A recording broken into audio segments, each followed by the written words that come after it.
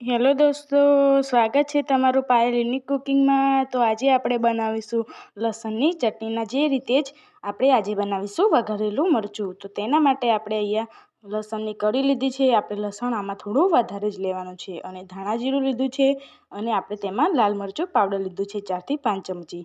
તો હવે આપણે એક ખાયણી લઈશું અને એક ખાયણીમાં આપણે જે ધાણા જીરું લીધું છે તે આપણે તેમાં એડ કરી દઈશું અને આને સારી રીતે આપણે ખાયણીમાં ખાંડી લઈશું। આ રીતે ખાયણીમાં આ રીતે લસણની ચટણી બનાવવાથી તેનો ટેસ્ટ એકદમ સારો આવે છે। તો મેં અહીંયા ધાણા જીરું સારી રીતે ખાંડી લીધું છે, તમે જોઈ શકો છો। તો હવે આપણે જે લસણ લીધું છે તે આપણે તેમાં એડ કરી દઈશું અને લસણને પણ આપણે ખાયણીમાં આ રીતે ખાંડી લઈશું અને લસણને આપણે થોડું અધકચરું વાટવાનું છે, આપણે એકદમ ભૂકો નથી કરી દેવાનો। તો આ રીતે મેં લસણને પણ ખાયણીમાં ખાંડી લીધું છે, તમે જોઈ શકો છો। તો આ રીતે આપણે થોડું અધકચરું આપણે લસણ વાટીને તૈયાર કરી લીધું છે, તમે જોઈ શકો છો। આ રીતે થોડું આખું લસણ હોય તો તેનો સ્વાદ એકદમ સારો આવે છે અને હવે આપણે જે લાલ મરચું લીધું છે તે પણ આપણે તેમાં એડ કરી દઈશું અને હવે આપણે આમાં થોડુંક પાણી એડ કરવાનું છે। આ રીતે પાણી એડ કરી અને મરચુંને આપણે સારી રીતે વાટી લઈશું। તો આપણે પાણી તેમાં એડ કરી દીધું છે અને હવે આને આપણે સારી રીતે મિક્સ કરી દઈશું।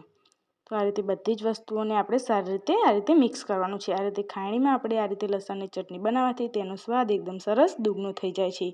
તો હવે આને સારી રીતે મિક્સ કરી લઈશું। તો બધી જ વસ્તુ આપણી સારી રીતે મિક્સ થઈ ગઈ છે અને આપણી લસણની ચટણી આ રીતે વટાઈ અને તૈયાર થઈ ગઈ છે, તમે જોઈ શકો છો। તો હવે આપણે તેમાં સ્વાદ અનુસાર મીઠું નાખી દઈશું। તો મીઠું મેં અહીંયા નાખી દીધું છે। તો હવે આને આપણે સારી રીતે મિક્સ કરી લઈશું અને એકદમ સારી રીતે તેને એકદમ મીડિયમ થીક એવી પેસ્ટ બનાવીને તૈયાર કરી લઈશું।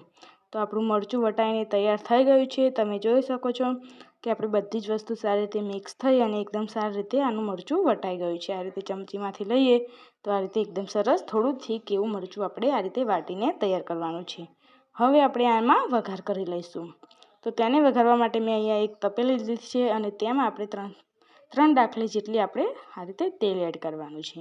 તેલ આપણે આ રીતે મીડિયમ એડ કરવાનું છે અને હવે આપણે તેમાં થોડીક આ રીતે વધારે રાઈ એડ કરવાની છે। રાઈ આપણે આમાં થોડી વધારે એડ કરવાની છે અને રાઈને આપણે સારી રીતે ફૂટી જવા દઈશું અને આપણી રાઈ સારી રીતે ફૂટી જાય એટલે આપણે જે તૈયાર કરીને રાખી છે મરચાંની પેસ્ટ તે આપણે તેમાં એડ કરી દેવાની છે। રાઈને આપણે પહેલાં એકદમ સારી રીતે ફૂટી જવા દેવાની છે અને આપણી રાઈ સારી રીતે ફૂટી ગઈ છે, તમે જોઈ શકો છો। તો હવે આપણે જે તૈયાર કરીને રાખ્યું છે મરચાંની પેસ્ટ તે આપણે તેમાં એડ કરી દઈશું। તો એમાં આપણે આ રીતે બધું જ મરચું આપણે તેમાં એડ કરી દેવાનું છે। તો બધું જ મરચું મેં તેમાં એડ કરી દીધું છે। તો હવે આને આપણે સારી રીતે મિક્સ કરી લઈશું અને આને એકદમ સરસ મીડિયમ ગેસની ફ્લેમ પર આપણે આને 1 મિનિટ જેવું આપણે કૂક કરવાનું છે, જેથી કરીને મરચાંમાં રહેલો કાચો સ્વાદ વયો જાય। તો આ રીતે આપણે તેને 1 મિનિટ માટે જેવું મીડિયમ ગેસની ફ્લેમ પર આપણે તેને કૂક કરી લઈશું। તો આ રીતે તેને હલાવતા જઈ અને સારી રીતે આપણે કૂક કરવાનું છે। આવું કરવાથી આપણું લસણનો સ્વાદ પણ એકદમ સારી રીતે લસણ પણ ચડી જાય છે। તો આપણું મરચું બનીને તૈયાર થઈ ગયું છે। તો હવે ગેસની ફ્લેમ બંધ કરી દઈશું। તો જોતાં જ મોઢામાં પાણી આવી જાય તેવું આપણું વઘારેલું મરચું કે કાઠિયાવાડી લસણની ચટણી તમે ગમે તે કહો બનીને તૈયાર થઈ ગઈ છે। તો ચાલો હવે આપણે આને સર્વ કરી લઈએ। જો કોઈ ઘરમાં શાક ના હોય તો આ રીતે આપણે લસણની ચટણી બનાવીને ખાઈ શકીએ છીએ। આ રોટલી, થેપલા, પરાઠા સાથે એકદમ સારી લાગે છે।